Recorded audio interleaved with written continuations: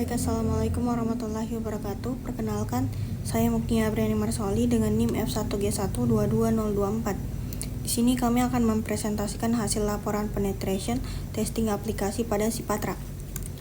Baik, langsung saja. Di sini detail aplikasi yang kami uji itu dengan nama aplikasinya Sipatra atau Sistem Pengarsipan Surat Masuk dan Surat Keluar Biro Umum.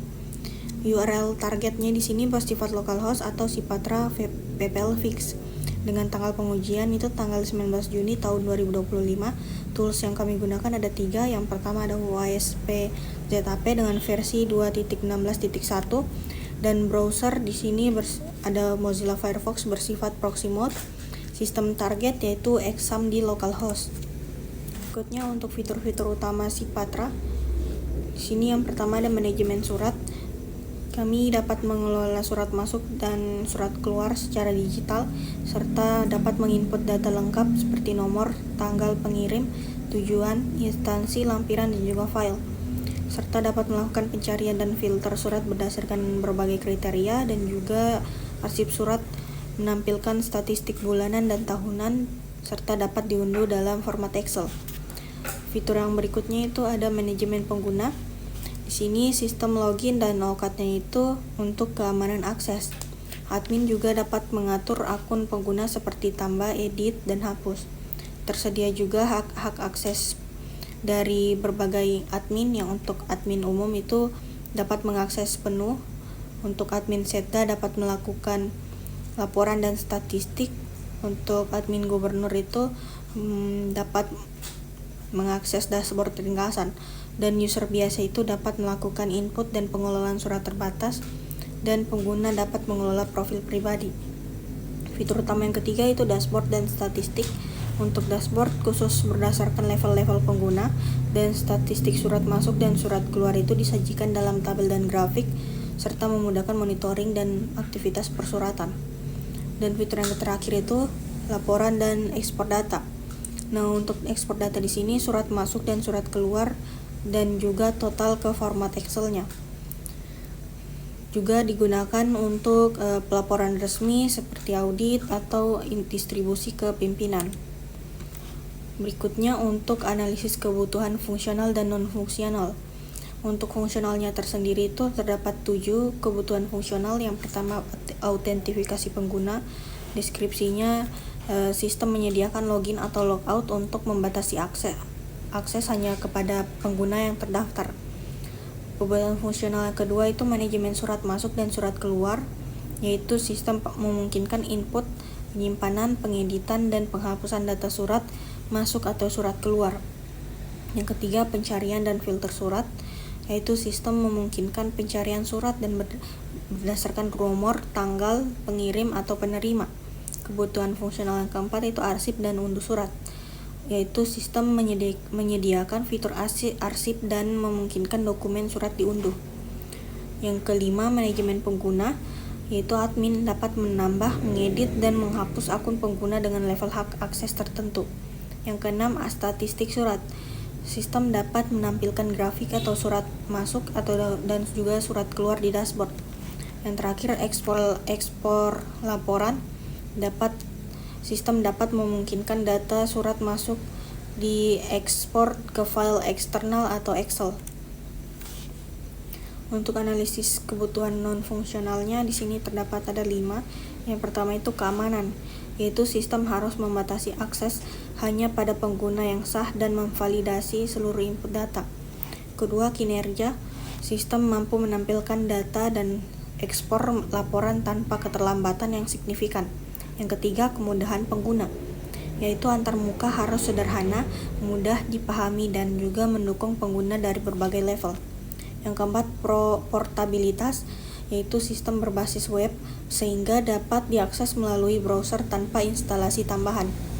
Yang terakhir itu kemudahan pemeliharaan, yaitu struktur aplikasi modular agar mudah dikembangkan dan diperbaiki.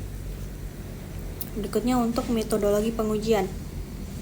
Di sini metodologi pengujian kami memiliki 4 metode. Yang pertama passive scan, yaitu analisis konfigurasi dan header keamanan. Yang kedua spidering, yaitu menelusuri seluruh halaman dan parameter. Yang ketiga active scan, yaitu uji payload untuk deteksi celah.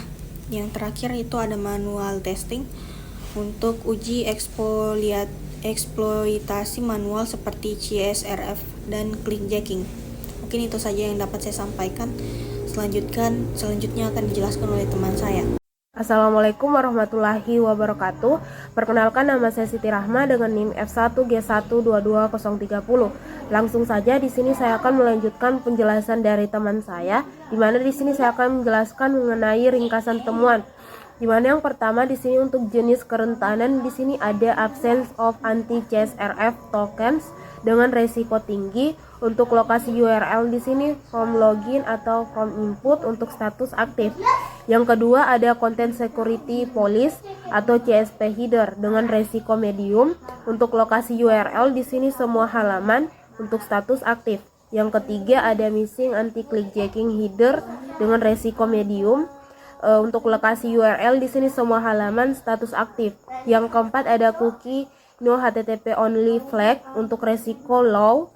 Untuk lokasi URL di sini semua respon dengan cookie status aktif. Yang kelima di sini ada cross domain JavaScript source file inclusion, di mana resiko di sini medium. Untuk lokasi URL-nya di sini JS eksternal dari CDN untuk status aktif. Selanjutnya untuk detail temuan, yang pertama absence of anti-CSRF tokens, di mana untuk URL di sini from login. Untuk pilot uji di sini token CSRF tidak ada dalam form dan tidak ada divalidasi di sisi server.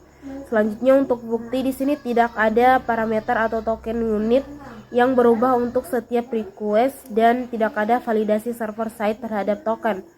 Yang ketiga untuk resiko sistem di sini aplikasi rentan terhadap CSRF, yaitu serangan di mana penyerang dapat membuat permintaan palsu yang tampak sah kepada aplikasi atas nama pengguna yang sedang login. Ini bisa mencangkup penggantian email, password, atau data penting lainnya tanpa sepengetahuan korban. Yang kelima ada resiko bisnis, di mana penyerang dapat menyalahgunakan akun pengguna aktif untuk melakukan tindakan yang tidak sah. Dalam konteks bisnis, hal ini dapat menyebabkan kehilangan kepercayaan pengguna, kerugian operasional, dan potensi tuntutan hukum jika data pengguna disalahgunakan akibat aksi CSRF. Untuk rekomendasi di mana yang pertama di sini tambahkan token CSRF untuk unit di setiap form. Untuk yang kedua di sini validasi token tersebut di sisi server, dan yang ketiga gunakan framework yang mendukung CSRF. Selanjutnya ada Content Security Police atau CSP, di mana untuk URL di sini semua halaman. Payload uji di sini melihat respon header menggunakan request get Cipatra AKDDI login PHP HTTP 1.1. Untuk host di sini localhost, tidak ditemukan header Content Security Police. Untuk buktinya di sini ada HTTP 1.1200 OK. Di sini tidak ada header Content Security Police, di mana header Content Security Police tidak ditemukan dalam respon. Selanjutnya di sini resiko sistem, di mana di sini tanpa CSP aplikasi menjadi lebih rentan terhadap XSS karena browser tidak diberi batasan sumber mana yang boleh menjalankan script. Selanjutnya untuk resiko bisnis, serangan XSS dapat digunakan untuk mencuri sesi pengguna, menyisipkan konten berbahaya, atau merusak tampilan situs yang pada akhirnya mengarah pada kerusakan reputasi bisnis, pencurian data pelanggan, dan kehilangan loyalitas pengguna. Untuk rekomendasi di sini tambahkan header CSP yang membatasi sumber konten. Untuk contoh di sini Content Security Police. Selanjutnya ada missing anti clickjacking header, di mana di sini yang pertama URL semua halaman. Payload uji, di mana halaman dapat dimuat dalam frame dari situs luar tanpa hambatan. Selanjutnya untuk bukti, di mana respon HTTP tidak memiliki header X-frame options atau Content Security Police from access stores. Selanjutnya risiko sistem, di mana tanpa perlindungan ini halaman situs dapat dimasukkan ke dalam frame pihak ketiga dan dimanipulasi menggunakan teknik clicking di mana pengguna tertipu untuk mengklik sesuatu yang tampak tidak berbahaya. Selanjutnya, resiko bisnis di mana clicking dapat menyebabkan kerugian finansial, manipulasi transaksi, atau penyalahgunaan fitur aplikasi. Dalam konteks layanan publik atau sistem administrasi, ini dapat mengakibatkan keputusan yang tidak sah atas nama pengguna, mencederai kredibilitas organisasi. Untuk rekomendasi di sini tambahkan either extreme option, Denny atau same origin. Baik, Assalamualaikum warahmatullahi wabarakatuh. Perkenalkan, nama saya Andina Junuriski dengan NIM F1G12240. Di sini saya akan mempresentasikan beberapa hal tentang laporan penetration test pada aplikasi kami yaitu Sipatra. Langsung saja di sini saya akan membahas detail temuan cookie no HTTP only flag. Di sini untuk detail temuannya ada URL. URL-nya di sini yaitu semua halaman yang mengatur cookie. Kemudian ada payload uji. Di sini untuk payload ujinya itu inspeksi respon header set cookie. Kemudian buktinya itu atribut HTTP only tidak ditemukan pada beberapa cookie. Kemudian di sini kita ada risiko sistem dan risiko bisnis.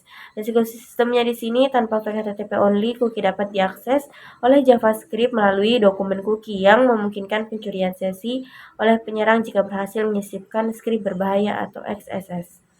Kemudian untuk risiko bisnisnya di sini, jika session cookie dicuri, maka akun pengguna bisa dibajak. Dalam skenario layanan digital atau e-government, ini dapat menyebabkan penyalahgunaan identitas, perubahan data penting, dan pelanggaran data pribadi, yang berpotensi menimbulkan sanksi hukum dan krisis kepercayaan publik. Di sini kita memiliki rekomendasi yaitu tambahkan atribut HTTP only pada semua cookie yang menyimpan data sensitif. Kemudian di sini ada risiko dan rekomendasi umum. Di sini untuk risiko kerentanan di sini kita ada 3 level yaitu high, medium, dan low. Untuk risiko high di sini jumlah temuannya yaitu 1. Dengan saran temuan implementasikan token CSRF di semua form, validasi di sisi server, dan gunakan framework dengan CSRF protection. Kemudian di sini ada risiko medium dengan jumlah temuan yaitu 3. Saran temuannya di sini tambahkan Hidden Content Security Police atau CSP, Extreme Option atau Frame Ancestor pada CSP untuk mencegah clicking dan batasi domain JS eksternal. Kemudian di sini ada risiko low, jumlah temuannya itu adalah 1.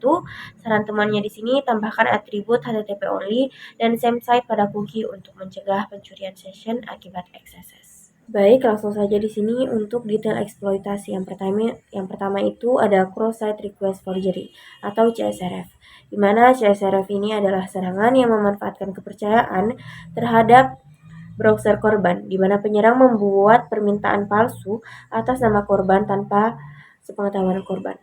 CSRF ini memiliki risiko dengan level tinggi. Kemudian untuk CSRF ini detail eksploitasinya targetnya kita itu ada pada kelola user PHP dan juga login PHP. Untuk eksploitasinya itu yang pertama penyerang membuat HTML berbahaya yang otomatis mengirim request post. Yang kedua itu bisa membuat admin bayangan dan mengganti password admin asli tanpa sepengetahuan pengguna. Kemudian di sini kita ada dampaknya. Yang pertama itu ada kehilangan kontrol admin, dan yang kedua akun admin dibajak tanpa otorisasi, dan yang ketiga potensi eskalasi hak akses dan pencurian data. Kemudian solusinya di sini kita perlu menambahkan token CSRF pada semua form. Kemudian validasi token di server, dan yang ketiga gunakan framework yang mendukung proteksi CSRF otomatis. Baik, berikutnya untuk detail eksploitasi cross-site scripting atau XSS. Di sini kami menemukan potensi kerentanan XSS dengan tingkat resiko sedang pada halaman login PHP, tepatnya pada parameter error. Untuk cara eksploitasinya di sini cukup sederhana. Penyerang hanya perlu menyisipkan JavaScript berbahaya langsung ke dalam URL. Ketika halaman diakses, script tersebut akan otomatis dijalankan di sisi klien. Untuk dampaknya bisa cukup serius seperti pencurian session atau cookie pengguna yang bisa dimanfaatkan untuk login tanpa otoritas, serta manipulasi tampilan halaman dan juga potensi serangan phishing di mana pengguna diarahkan ke halaman login palsu yang menyerupai tampilan asli. Nah, untuk solusi yang kami terapkan di sini ada dua. Yang pertama, menambahkan Content Security Police atau CSP untuk membatasi sumber script yang boleh dijalankan. Berikutnya, untuk kami melakukan validasi dan escaping input atau output, terutama pada HTML special charge, guna mencegah script dieksekusi dari data dinamis. Selanjutnya di sini kita ada jenis kerentanan setelah serangan dan penerapan solusi atau tindak lanjut mitigasi. Di sini yang pertama itu ada hidden file not found, di mana resikonya itu bersifat medium. Pada temuan ini ditemukan adanya file tersembunyi yaitu server status yang dapat diakses melalui alamat http localhost server status. File ini biasanya digunakan oleh server Apache untuk menampilkan informasi detail mengenai kondisi server seperti status koneksi, permintaan aktif, beban kerja, dan lain sebagainya. Jika informasi ini dapat diakses oleh publik tanpa pembatasan, maka dapat dimanfaatkan oleh pihak yang tidak bertanggung jawab untuk merancang serangan lebih lanjut, seperti denial of service atau eksploitasi sistem. Oleh karena itu, file atau endpoint ini harus disembunyikan atau dibatasi aksesnya hanya untuk IP internal atau administrator. Kemudian di sini ada parameter tampering dengan risiko rendah atau low. Parameter tampering ini adalah jenis kerentanan di mana pengguna atau penyerang dapat memodifikasi parameter yang dikirimkan melalui forum baik metode GET maupun POST untuk mencoba memanipulasi data atau perilaku sistem. Misalnya, seorang pengguna dapat mencoba mengubah nilai user ID sama dengan 10 menjadi user ID sama dengan 1 untuk mengakses data milik orang lain. Jika sistem tidak memverifikasi parameter tersebut dengan baik di sisi server, maka data sensitif dapat terbuka untuk pihak yang tidak berhak. Oleh karena itu, penting bagi aplikasi untuk melakukan validasi parameter dan menerapkan kontrol akses yang ketat. Kemudian di sini yang ketiga ada get for post dengan risiko rendah atau low.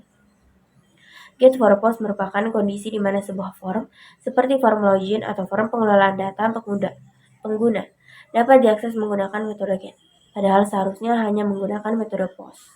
Metode post dirancang untuk mengirimkan data sensitif seperti username dan password melalui body request yang tidak terlihat di URL.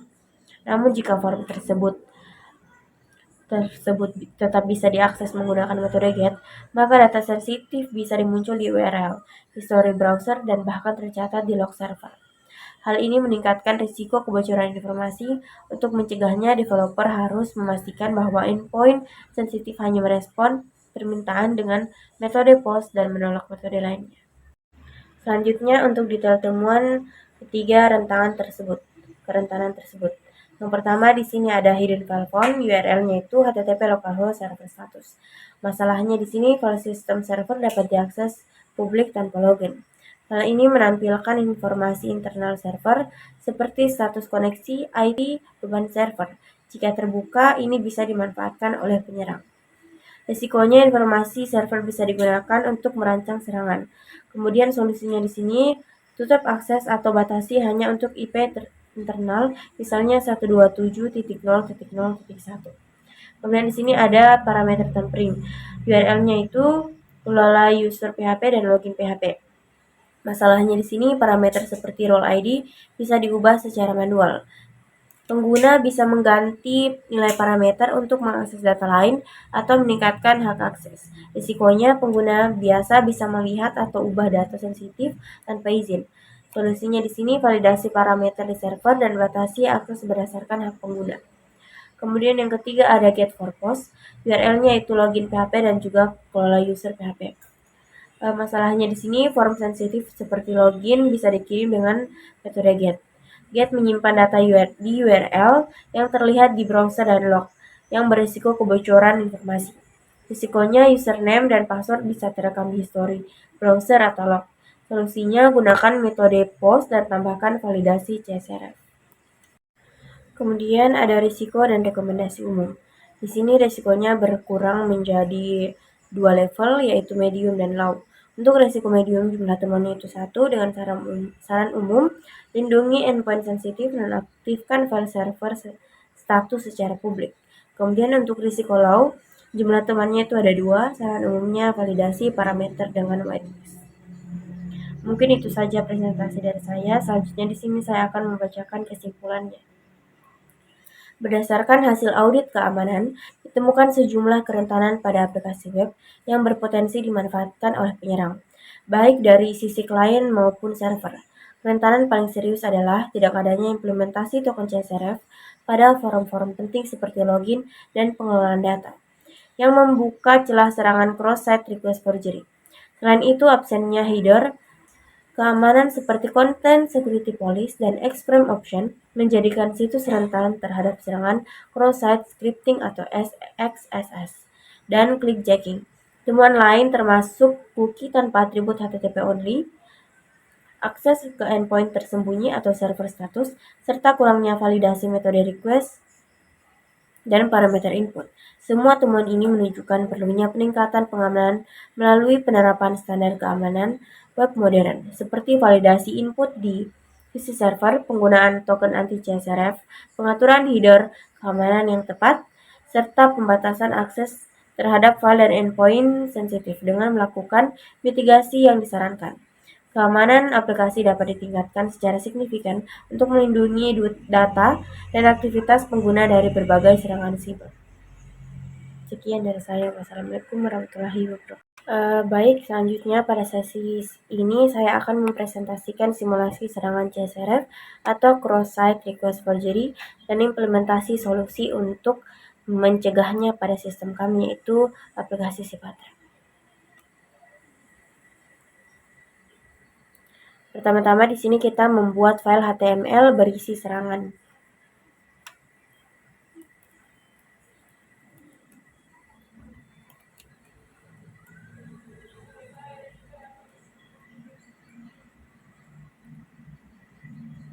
Dimana di sini kita akan membuat sebuah file HTML yang menjalankan dua aksi otomatis saat halaman dibuka.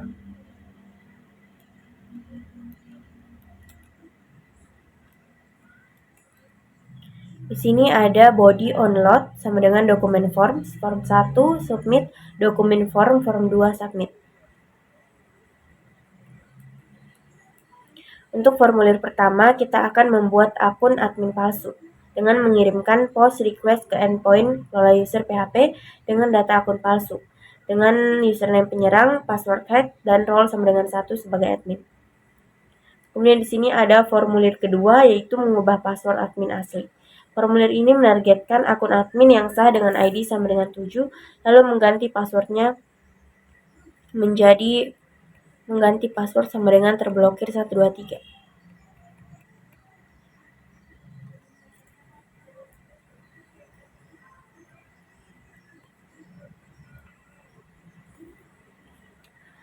Selanjutnya di sini kita akan menyisipkan file ke dalam sesi login korban. Setelah korban login, file HTML tersebut dijalankan secara otomatis di browser korban tanpa perlu interaksi pengguna.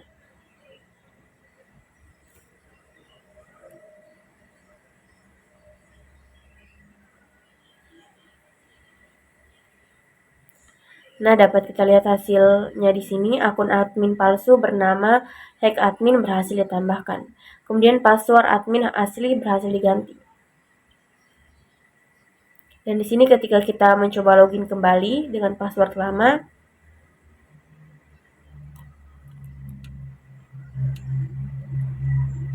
maka sistem akan menampilkan username atau password salah. Dan saat login menggunakan password yang baru yang telah diset oleh penyerang tadi, di sini yaitu terblokir 123, hasilnya berhasil. Artinya serangan CSRF berhasil dilakukan. Kemudian di sini langsung saja kita akan mengimplementasikan proteksi CSRF.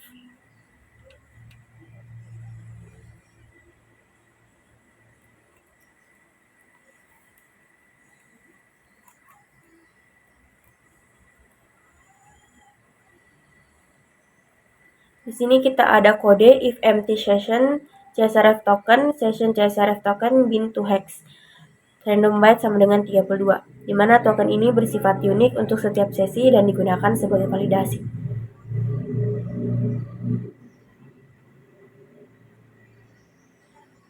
Kemudian di sini kita akan validasi token saat proses post dengan menggunakan kode if server request method sama dengan post. Di sini permintaan tanpa token yang valid akan ditolak. Kemudian di sini kita ada menyisipkan token ke dalam setiap form, yaitu input type hidden name sama dengan csrf token, value, session csrf token, di mana token disisipkan dan dikirim bersamaan saat form dikirim.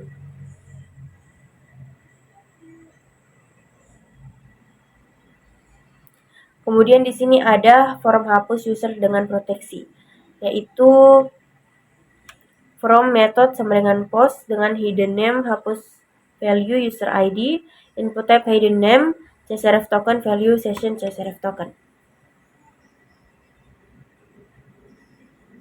Di sini kita sudah melakukan semua implementasi csrf pada kode kami, pada kode kelola user dan juga login PHP. Selanjutnya di sini kita akan uji coba setelah proteksi.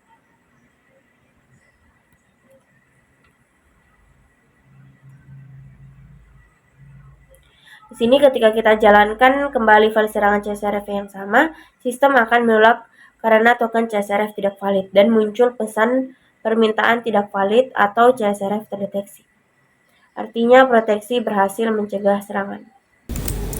Baik, berikutnya untuk simulasi serangan XSS atau cross-site scripting, ditemukan celah pada parameter URL seperti http localhost login.php error yang dapat dimanfaatkan oleh penyerang dengan menyisipkan script dokumen body .inner HTML. Penyerang dapat mengubah seluruh tampilan halaman, dapat kita lihat pada video, menampilkan peringatan palsu hingga mencuri data sensitif seperti dokumen cookie.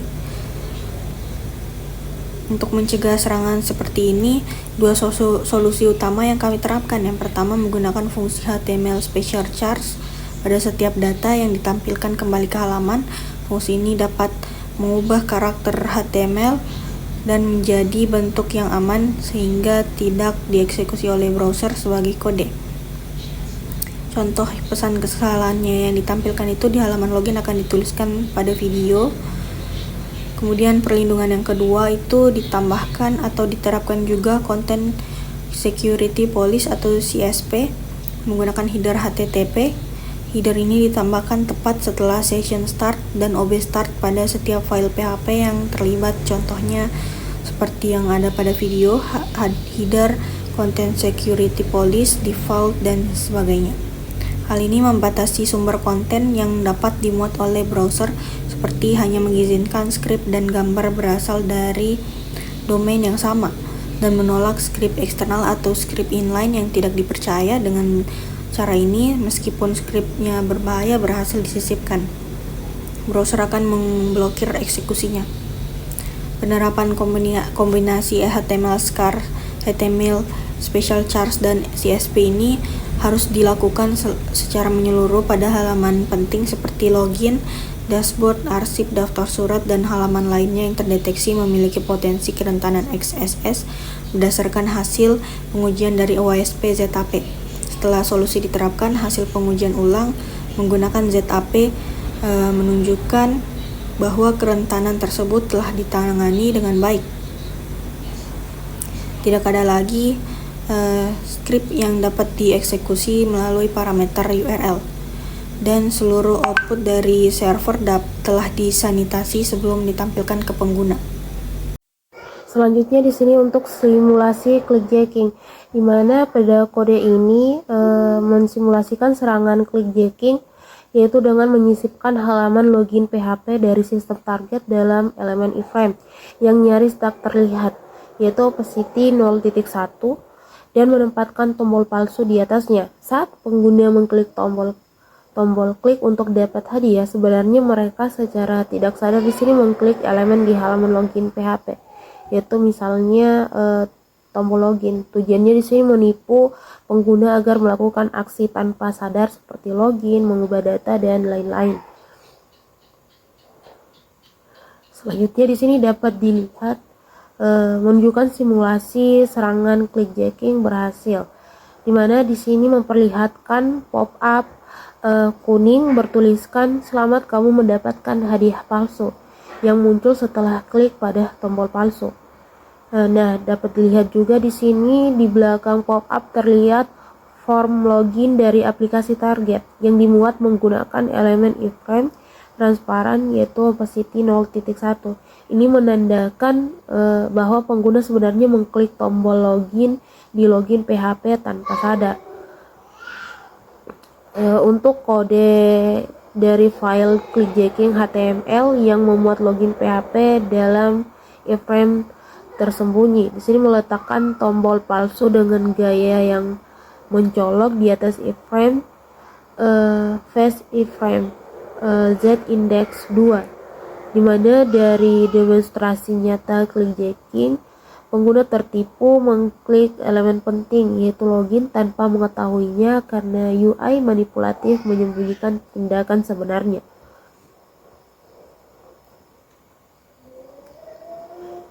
Selanjutnya di sini untuk perlindungan clickjacking yaitu di baris awal file PHP login di sini terdapat header iframe options DENI. Ini mencegah halaman dibuat dalam iframe sehingga serangan clickjacking seperti yang disimulasikan tidak akan berhasil lagi. Selanjutnya perlindungan CSRF. Di sini terlihat ada kode if empty season. Ini menghasilkan token acak disimpan dalam season untuk mencegah request palsu. Lalu di bagian validasi form post sini dapat dilihat if is it, ini memastikan bahwa token dari form sama dengan yang disimpan di season sehingga mencegah eksploitasi CSRF. Selanjutnya dapat dilihat bahwa perlindungan terhadap serangan clickjacking berhasil diterapkan khususnya pada halaman indeks PHP, di mana tombol merah besar bertuliskan klik untuk dapat hadiah muncul, namun dibaliknya iframe gagal memuat halaman target atau indeks PHP, di mana di sini juga terdapat pesan Firefox to protect your security, localhost will not allow. Ini adalah tanda bahwa browser memblokir halaman indeks PHP untuk dimuat di dalam iframe sebagai efek dari header keamanan yang sudah diterapkan. Untuk iframe option kan di sini mencegah halaman dimuat dari iframe dari manapun ya. CSP juga di sini mengontrol resource eksternal yang bisa dimuat oleh halaman dan menambah lapisan perlindungan.